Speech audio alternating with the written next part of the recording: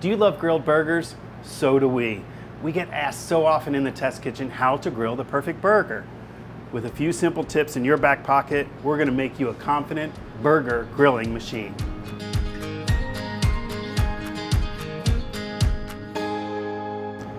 Tip 1, start with a blazing hot grill, but I also keep a cool area of the grill. So hot coals on this side, a cool area. I'm going to season first, salt and pepper,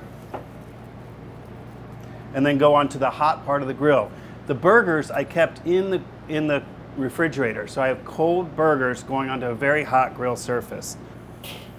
So I use ground chuck, 80-20 ground chuck. And you notice I put the seasoned side down on the grill. That way I can season the top of these.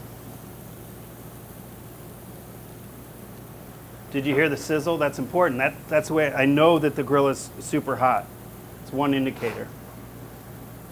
I want to develop a really good sear on each side, so this is have patience. I just waited a few minutes, had the lid on top of it, so I get a good crispy side on each. See? Nice and crispy on each side.